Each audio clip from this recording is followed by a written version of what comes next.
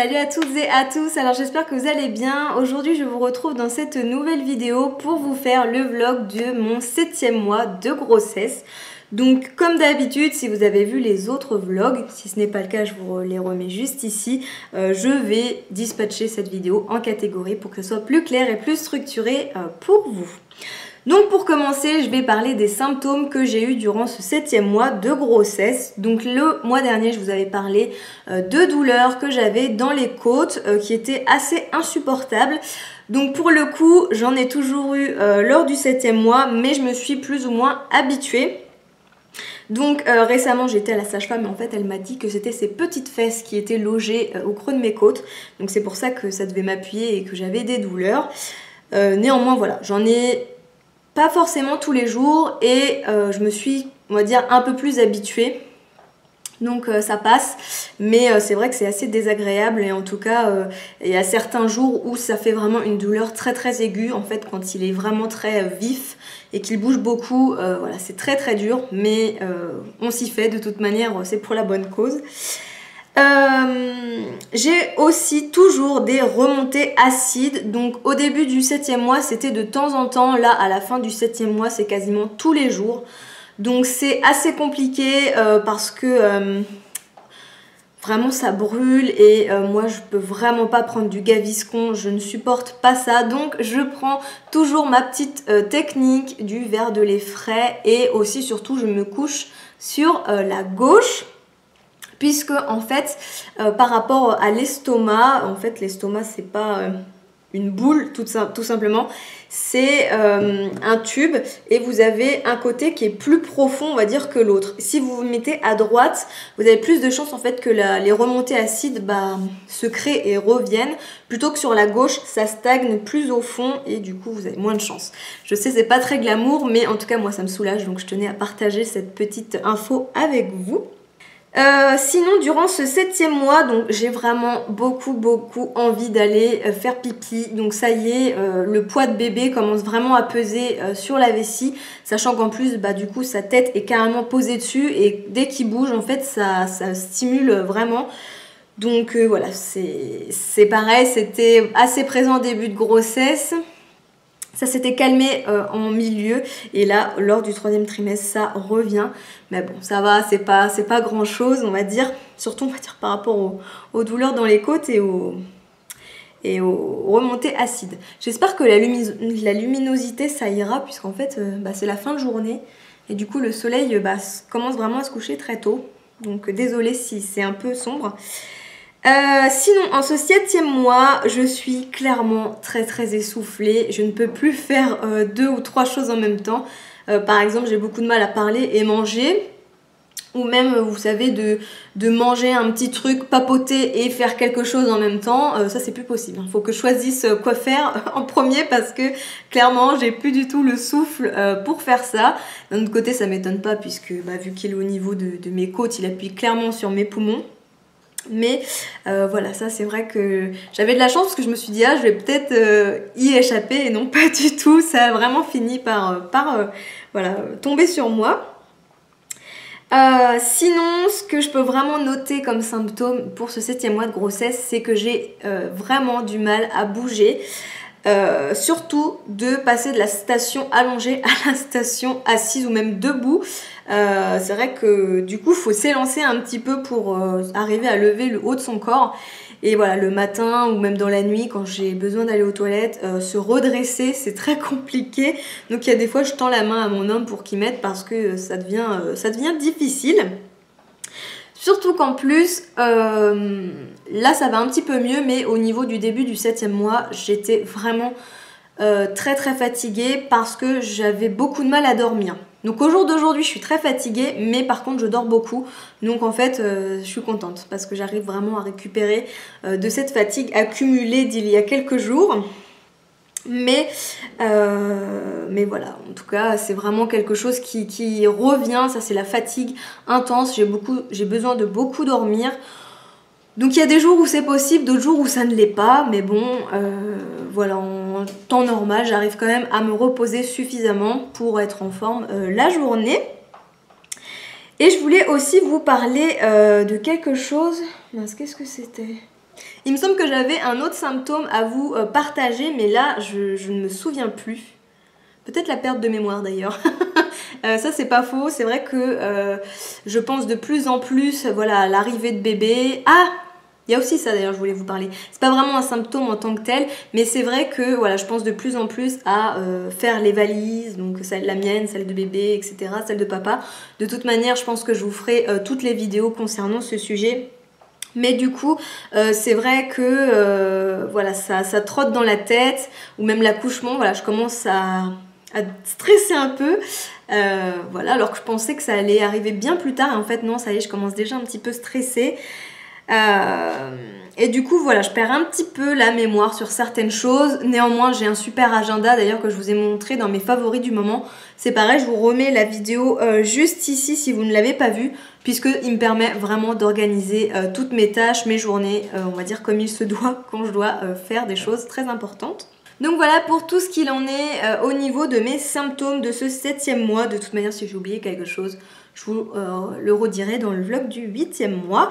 Donc on va pouvoir passer au niveau du ressenti avec bébé. Donc excusez-moi si je baisse mes yeux, c'est parce que j'ai mes petites notes sur mon téléphone. Donc j'ai eu un gros développement de bidon ce mois-ci. D'ailleurs je vous le montrerai vers la fin de cette vidéo. Et du coup... ça va de pair avec les mouvements qui deviennent vraiment bien plus intenses, bien plus forts. Voilà, moi je dois avoir un bébé boxeur, footballeur ou tout ce qu'on veut parce que vraiment quand il se met, ou danseur d'ailleurs, quand il se met à bouger, c'est dur. Il y a quelques fois où je le sens juste un petit peu gigoter, comme ça je suis dans le canapé, je me dis oh c'est mignon, ça va. Et il y a d'autres fois où vraiment, waouh, c'est comme s'il voulait sortir de mon ventre. Il appuie très fort, que ce soit... vraiment sur la peau ou du côté des organes et du coup c'est vraiment étrange et des fois ça fait mal hein, donc voilà mais j'apprécie vraiment beaucoup, je commence vraiment à me sentir bien même dans cette maternité, même si au début c'était un peu compliqué parce que si vous avez suivi mes vlogs je trouvais ça assez désagréable. Là, on va dire que j'ai créé vraiment un lien très fort avec mon bébé. Le matin, par exemple, souvent quand j'ouvre les yeux, j'attends quelques minutes et il se met à bouger un petit peu comme si on se réveillait tous les deux en même temps. Donc ça, je trouve ça trop mignon. Je pose ma main et puis c'est comme si, voilà, lui aussi, il poussait un peu dessus pour comme dire bonjour maman. Donc ça je trouve ça trop chou. Souvent le soir, enfin la journée il reste plus ou moins tranquille, ça dépend des jours. Mais le soir c'est pareil, il se remet à bouger un petit peu, voilà, comme pour faire un petit signe, bon c'est l'heure d'aller au lit. Donc ça je trouve ça trop mignon, cette petite...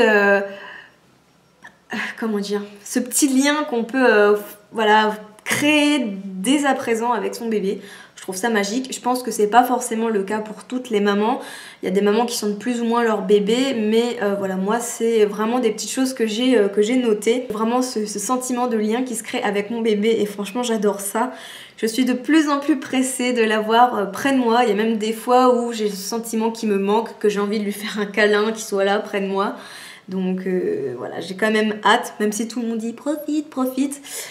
Oui c'est sûr, mais bon quand il sera là on profitera aussi, donc voilà, on profitera différemment mais on profitera aussi. D'ailleurs pour parler de la complicité maman-bébé, il y a même des fois où je mets de la musique et puis je danse avec mon petit bébé, je prends mon ventre comme ça et puis c'est comme si je dansais avec et ça me fait plaisir aussi de faire ce petit truc là. D'ailleurs n'hésitez pas vous à me dire ce que vous faites avec votre bébé, même s'il est encore dans votre ventre. C'est toujours super mignon à lire vos petits commentaires. Voilà, moi j'essaye de prendre ces petits rituels là, soit de fredonner une chanson ou de mettre de la musique et de danser avec mon bébé, ou il y a même des fois quand il a le hoquet ou qu'il tape vraiment très fort, et je prends mon bidon entre mes mains et puis en fait j'essaye de faire des petits coups comme ça, comme si je le berçais. Je me dis que s'il le ressent, peut-être que ça aidera une fois qu'il sera né à l'apaiser parce qu'il reconnaîtra un petit peu ce bercement. En tout cas je verrai bien, mais voilà, ça me fait plaisir. C'est comme si je prenais soin de lui. Donc voilà pour tout ce qui est des ressentis avec bébé. Je vais pouvoir passer aux rendez-vous médicaux. Donc ce mois-ci j'ai eu 3 rendez-vous avec la sage-femme. Donc on a fait 2 séances de yoga. Donc la première c'était oui, parce que du coup je ne sais pas si vous avez suivi, mais j'avais fait une séance pratique dans la piscine, ça ne m'avait pas plu, déjà parce que même si j'adore la piscine, le fait d'avoir tout le temps la tête sous l'eau ça me stressait un peu, et aussi parce que du coup il y avait plusieurs mamans et je pensais qu'on allait pouvoir communiquer un petit peu ensemble sur la grossesse, etc. Et en fait pas du tout, elle m'avait carrément laissé de côté, donc j'étais un peu repartie du cours dépitée et très triste. Donc du coup j'ai décidé clairement de changer, mais pas que pour ça non plus, puisque en plus vu que j'avais beaucoup mal aux côtes, je me suis dit il me faut quelque chose de plus calme. Et je n'ai pas du tout regretté, puisque dès lors du premier rendez-vous du yoga, on n'était que deux et on a tout de suite parlé, on a tout de suite communiqué et ça s'est beaucoup mieux passé, je me sentais très à l'aise. C'est une femme qui est très très gentille, donc elle a 1 mois de plus que moi, mais bon, on s'est raconté notre histoire, des fois après on parlait encore 1 heure une fois sortie du cours ensemble, et c'était vraiment super agréable de sentir que voilà, on n'était pas toute seule et qu'on pouvait échanger. Moi c'est ce que j'attendais de ces petites réunions. Et donc on a eu 2 cours de yoga et c'était vraiment très très sympa. D'ailleurs là ça y est, j'ai fini tous mes cours pratiques, il me reste plus qu'un cours théorique, oui c'est ça, et j'ai fait aussi 2 cours théoriques. Donc j'ai fait le cours sur quand partir à la maternité, sur tout ce qui est accouchement en fait, reconnaître les signes et voilà, y aller. D'ailleurs mon chéri est très au taquet là-dessus, hein. Il a compris que si les contractions c'est toutes les 20 minutes il faut marcher, toutes les 15 minutes il faut prendre un bain chaud, toutes les 10 minutes il faut filer à la maternité. Donc voilà, oui, puisque du coup pour ce cours là j'ai préféré qu'il soit avec moi. Et le 2e cours théorique c'était sur l'allaitement, donc là j'y suis allée toute seule et c'était une petite cassette qu'on nous a passée, d'ailleurs une cassette vintage, hein. Je crois qu'elle devait dater des années 80, mais voilà, qui parlait vraiment de l'allaitement, comment ça fonctionnait, les vaisseaux sanguins qui nourrissaient après du coup les canaux lactifères qui allaitaient le bébé, comment bien le positionner, etc. etc. Après il y a tout un cours avec la sage-femme qui nous parle un peu de ce qu'est l'allaitement, comment éviter les crevasses, il ne faut pas se laisser faire en maternité en fonction des équipes ou même de sa famille. Voilà, c'est vrai que des fois on se laisse influencer assez facilement parce qu'on est dans un état de faiblesse, on va dire, de fatigue. Mais si on a vraiment envie d'allaiter, il faut prendre les choses à bras le corps et voilà, aller jusqu'au bout. Moi c'est vraiment ce que j'ai envie de faire, donc voilà, j'espère que en tout cas je vais y arriver. Et durant ce mois-ci j'ai eu aussi un rendez-vous avec une infirmière pour qu'elle me fasse donc une injection de Rofeelac, puisqu'en fait je suis Rhésus négatif et mon chéri est positif. Donc du coup c'est un vaccin. Je sais pas si c'est vraiment un vaccin. Enfin bref, c'est une injection de produit qui fait que... comment dire, que mon sang ne va pas attaquer mon bébé. Voilà, parce que les groupes, enfin les Rhésus négatifs en fait ne reconnaissent pas les corps étrangers, les attaques. Enfin voilà, il y a quelque chose comme ça. Et du coup, normalement, vous avez une injection pendant la grossesse qui aurait dû se faire plus tôt d'ailleurs que celle que j'ai fait. Et une après, lors de l'accouchement, pour éviter lors de votre 2e grossesse de faire aussi des fausses couches. Donc voilà. J'ai fait aussi la 3e échographie T2. Je ne sais plus si je vous en avais parlé dans l'autre vidéo. Comme quoi que j'avais dû faire 3 fois l'échographie, donc la 2e grosse, puisque bébé à chaque fois ne se montrait pas. Et donc là on a fait la 3e, ça s'est bien passé. Bébé a bien voulu se montrer son petit visage, donc sa petite bouille là, parce qu'on ne voyait pas sa lèvre s'il avait un bec de lièvre ou un nez déformé. Donc tout va bien.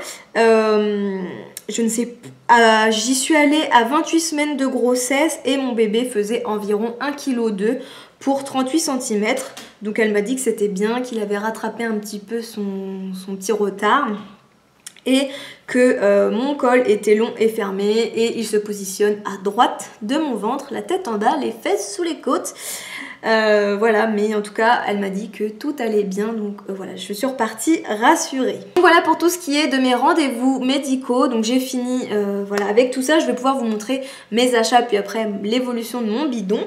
Donc la première chose que je voulais vous montrer, d'ailleurs je pense vous faire prochainement une vidéo là-dessus, c'est une petite box que j'ai trouvé, qui est une box pour bébé. Donc à l'intérieur vous avez un petit secret qui sera donc la révélation du prénom de mon bébé.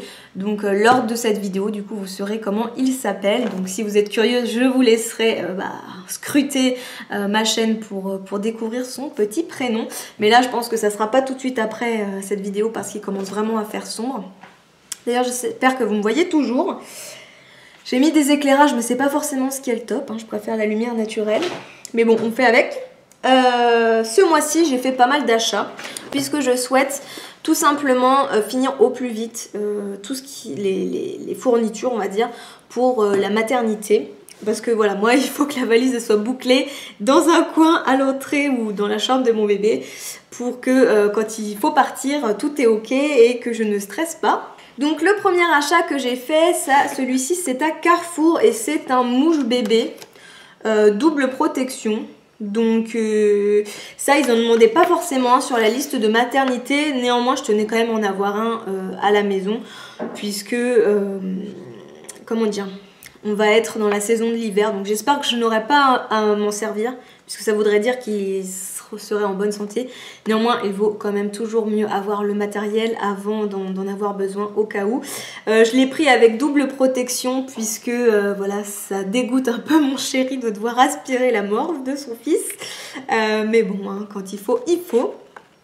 De toute manière maman sera là pour prendre soin de son bébé malgré tout, mais voilà, en tout cas c'est de la marque Tigex et il lui coûtait pas trop cher. De toute façon je vous remets les liens ou les lieux des produits où je les ai eus pour vous orienter si les produits vous intéressent.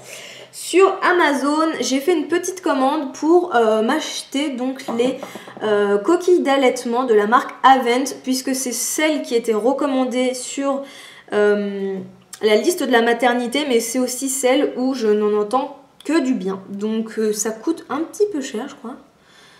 Je sais plus si elles sont pas à 9 ou 14 euros. Je ne sais plus, bref. Voilà, mais en fait à l'intérieur vous avez une paire de coquilles d'allaitement. J'avoue que c'est un petit peu farfelu au début quand on ne connaît pas. Oh, j'espère que j'ai pas trop bougé la caméra. Mais en fait là vous avez une espèce de coque qu'on va insérer dans la petite chose en silicone qui est là. Donc celui-ci est déjà monté. Hein. Et ça vous la posez en fait sur votre sein en entrant votre petit téton ici. Voilà, et le lait est censé s'écouler dans la cavité, je sais pas si on peut appeler ça comme ça, pour voilà, contenir les fuites. En plus apparemment voilà, celles-ci sont plutôt pas mal parce que là vous avez des aérations, ce qui permet en fait, si vous avez des crevasses, à ce qu'elles ne s'empirent pas. Et les petites boules qui sont juste derrière, ça serait pour stimuler les fibres musculaires ou quelque chose comme ça, pour éviter d'avoir des engorgements. Donc ma foi écoutez, moi je n'en entends que du bien, les notes à chaque fois, les meilleures c'est sur ce produit là.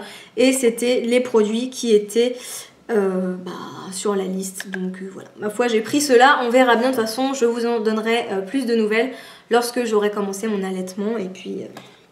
je vous ferai sûrement une vidéo sur le sujet. J'ai souhaité aussi prendre des bouts de sein. Donc, c'est pas ceux-là que je voulais prendre de base, c'était les MAM parce qu'ils me semblaient un peu plus ergonomiques ou je sais pas comment dire. Enfin, en tout cas, voilà, ils me tentaient plus, mais il n'y en avait plus sur le site.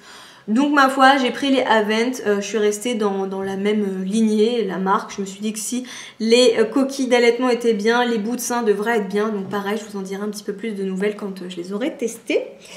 J'ai aussi acheté, ça j'ai oublié de vous le montrer à Carrefour, un petit écriteau bébé à bord. Donc voilà, clairement pour moi c'est pas parce qu'il est encore dans mon ventre qu'il n'est pas à bord. Donc j'attendais tout simplement de vous le montrer dans cette vidéo pour l'accrocher dans la voiture. Mais si ça peut voilà, interloquer certains conducteurs sur la route et ce qu'ils fassent plus attention à nous, pourquoi pas hein. Écoutez, moi je suis prête à tout pour qu'on soit en sécurité.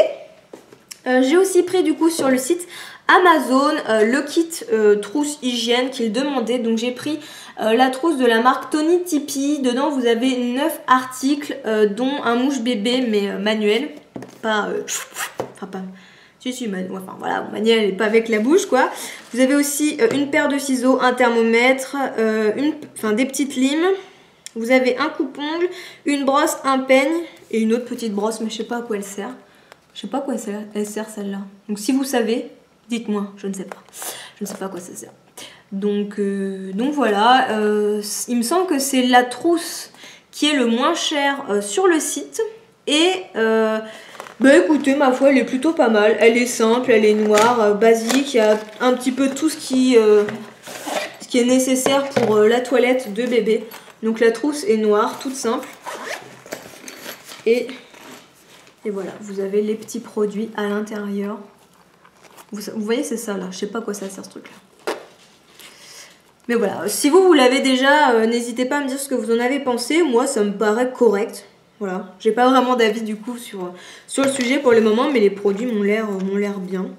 Donc voilà, j'ai testé le thermomètre, il fonctionne. Donc pour ma part, c'est un bon produit, surtout qu'en plus, bah, c'est le top 1 des ventes sur Amazon. Donc, je me suis laissée aussi un petit peu guider par ça, par le meilleur des notations, en me disant que ça serait forcément des infos utiles. J'ai pris aussi du coup ce mois-ci, bah là il y a 2 jours, le produit Citélium. Donc il est demandé sur la liste pour la maternité, puisque c'est le produit qui va permettre d'assainir et d'assécher surtout le cordon ombilical pour qu'il puisse tomber les jours après la naissance. Donc voilà, il est sous forme de spray comme c'était demandé. Et voilà, il m'a coûté 8 € et quelques. Ça coûte quand même un petit peu cher, mais bon. Après, on est prêt à tout pour son petit bout. Et ma foi, bah, c'est quand même une grosse contenance. Donc. Après, ça ne sert pas que pour le cordon ombilical. Hein. Si vous n'avez pas fini la bouteille, vous pouvez l'utiliser pour autre chose. De toute manière, vous avez tout qui est expliqué derrière. Donc voilà. Ce mois-ci, j'ai aussi pris un produit de soins. Même si je vous avais déjà fait une vidéo sur les produits d'hygiène que j'avais déjà achetés. J'avais pris la gamme Mustela, si vous ne l'avez pas vue, je vous la mets juste ici si ça peut toutefois vous aider. Mais là, je me suis laissée embarquer pour acheter l'huile lavante d'Uriage.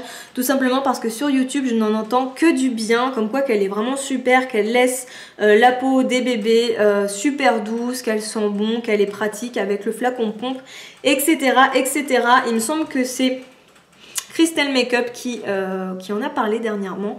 Donc voilà, je me suis dit allez, je vais me laisser tenter. De toute manière, je préfère quand même avoir plusieurs types de marques de produits, tout au cas où si mon bébé fait des allergies à ceux que j'ai achetés principalement. Donc pour moi c'est vraiment que du plus et j'espère que bah voilà, ça ira pour mon bébé. Et on va pouvoir finir cette vidéo avec 2 petits habits. Donc sur Kiabi, j'ai craqué pour ce petit pull là.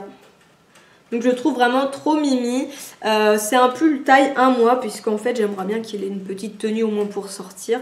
Et je me suis dit que voilà, ça pouvait être sympa. Donc là du coup je cherche un petit bas. Pour le coup je voulais lui prendre un petit legging, mais le papa n'a pas voulu.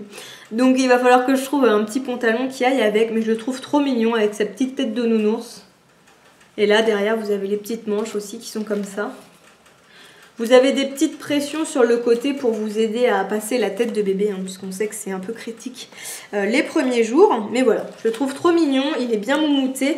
À l'intérieur, c'est vraiment très très doux, donc je me dis qu'au moins il aura bien chaud là-dedans. Et je le trouve trop mignon, voilà. Et autre petit habit, donc là c'est le papa qui l'a choisi et c'est un petit gilet.